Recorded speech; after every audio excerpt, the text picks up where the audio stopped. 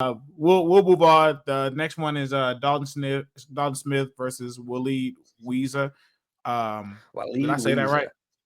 It's close enough, as far as I'm concerned.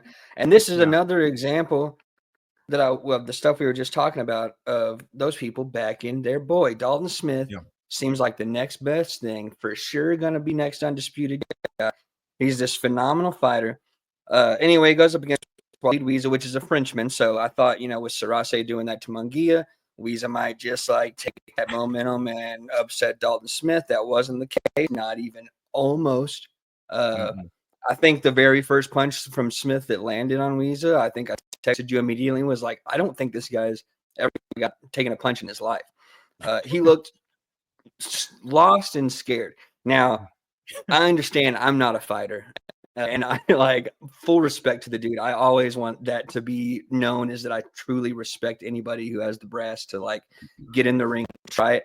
But on its face, the way it looked to me was he wasn't expecting to get punched at least that fast. And once he did, the whole game plan went out the window, and he was just trying to survive. And he didn't. He did not survive. I think that one ended in the first, right?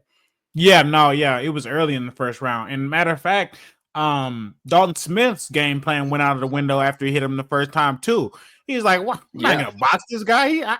He's already on his last leg. I've only connected once," and just threw like 40 hooks at him right away. Yeah, he smelled blood and went for it for sure. Which, he looked strong, looked fast, looked good. Every time I've seen him, he looks good. I'm not gonna say he looks great, but he looks good. And then to the people in England and so forth, they think he looks great, and they've seen more of his early career than I have. So, I hope any sort of fresh blood added to the global boxing, just anybody who's like can bring the challenge to somebody. I'm for it. I'm rooting for the guy.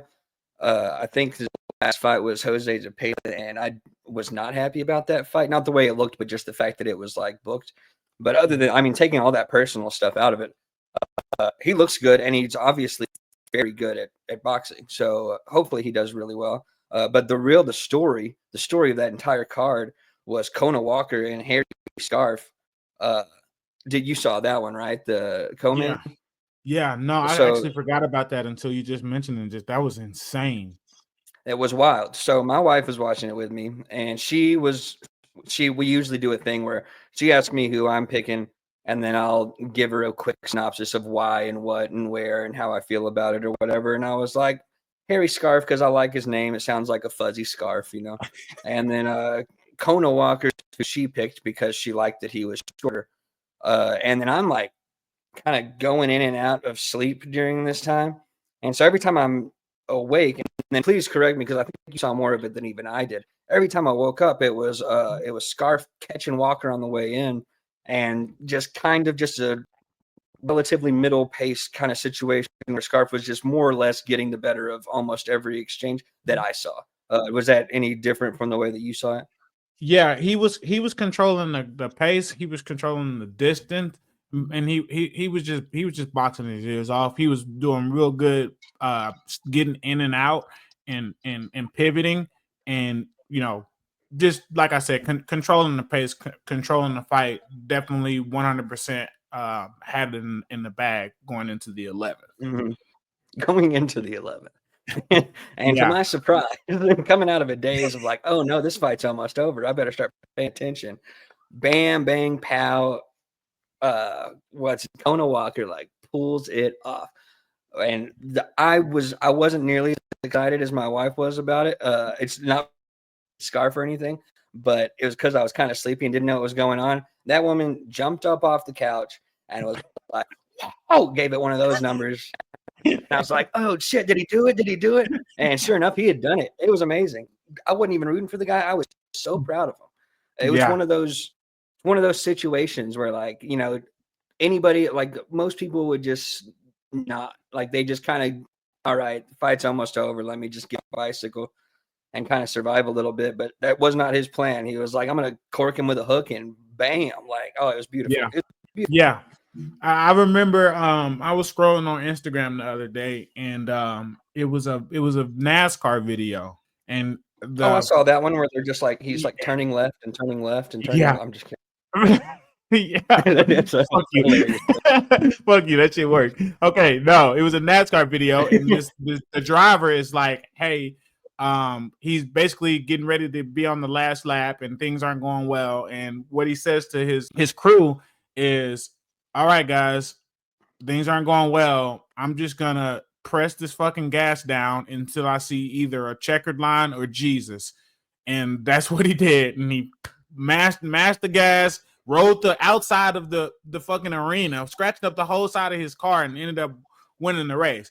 That is the No exact shit. same thing. Yeah, that is the exact same thing that I saw from Walker. He literally just said, "I am gonna throw punches until I get knocked out, he gets knocked out, or I run out of time." And you see that sometimes, but most of the time, 99% of the time, it doesn't work because you're in there with a guy that's been dominating you for however many rounds.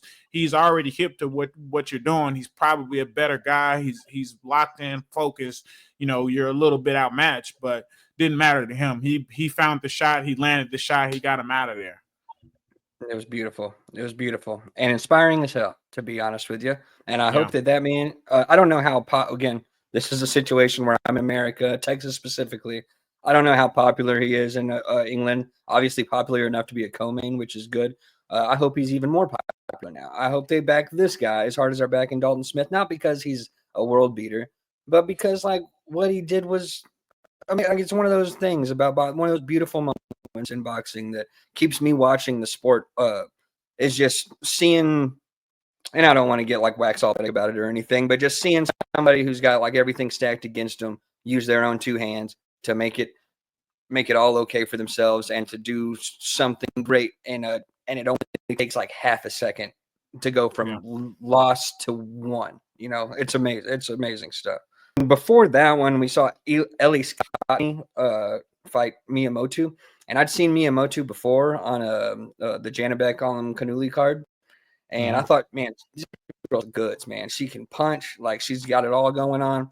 Still on her, I mean, you know, women's boxing, their rosters are a little shorter than men's, and so it doesn't take a lot of wins before you hit that world level and start fighting for championships. And I thought she was right about there, and so I was excited to see this fight, and didn't know a lot about Ellie Scotney at all, and she handily outboxed Mea Motu with barely any issue whatsoever. The exciting part about it was after the fact, she did her little ringside interview or whatever, and she called out Sky Nicholson, and it seems like they've been kind of building up to this for a little while, and I'm a big fan of Sky Nicholson. I think this fight would be, from what I saw Saturday and from everything I've seen from Sky Nicholson, I think this would be a fantastic fight. How do you feel about it? That sounds like a great fight, first of all. And yeah, she definitely handily outclassed her one of the one-sided fights from the weekend. Doesn't Scott Nicholson have something lined up right now? Oh, I think she just finished fighting not too long ago. She was on that So. she was on the Jai Opataya card. Yeah. So I think I'm guessing right now she's probably recovering and then like in the middle of contracts, you know, sending out, looking, perusing. I don't think she has anything lined up immediately, so I don't see why they can't do that one next. Yeah, no, that'll be a great fight. That'll probably be a co-main event to a another I don't know, probably one of them British cards. But I like the fight. Two boxers that can kind of punch a little bit, but mostly real slick. That'll be one of those chess matches. Whoever can get the jab going first. I was definitely impressed by Scotney, but I think if we were to get that fight now, I think Scott Nicholson would outbox her, out jab her, out move her. That's And fair. yeah, but Scott Nicholson is all about playing it safe. So it's kind of hard to see anybody beat her that is not just head over heels more athletic, talented, or experienced than her.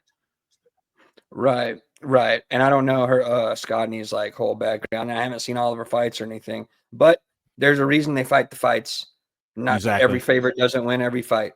So I'm in like all the bad blood we can get, not even bad blood, all the heat we can get with female boxing.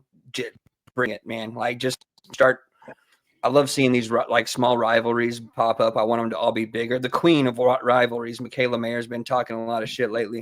I love it. And I love it for women's boxing in general. Like, it's fantastic. It's fantastic stuff. It gets everybody engaged. I'd be engaged anyway, but now I'm like, oh, it's personal. Like, I love it. Yeah. I absolutely love it. Yes, that's the thing. Like, there's a lot of back and forth in not just combat sports, but just sports in general, where there's a lot of Twitter fingers and typing and, you know, pushing each other, or like Daniel Perkins grabbing Carissa Shields, trying to grab her belt. Yeah, grabbing her belt at the what were you gonna do if you had those belts? Like, were you gonna start running? Because like that's not a good look either. Yeah, that was just funny. But you'd look at like Michaela Mayer and Alicia Baumgartner, like, this is real. Like, this is real life beef. All-time best build-up. Oh, I loved it. I loved it. I still love it. It's still the best beef in boxing. They need to do that fight. And from what I understand, not to get too far on a tangent or anything, but listening to Mayor on Deported Way the other day, she was saying that they sent the contract to Baumgartner, but Baumgartner priced herself out. And, you know, that's one person's view of the situation and everything. I don't know why Baumgartner wouldn't have jumped on that. She needs to get back in the main view of the boxing clicker or whatever, and that would have put her right back where she was before she got the positive tests and everything like that. So I don't know why they didn't do it, but there's still time, and I'm pretty sure they probably got texts loaded up ready to send each other that they've been like thinking of ever since that fight. Like, whatever. I'm not even gonna speculate on the hilarious things they're probably thinking about telling or saying to each other, but Eagle on the track.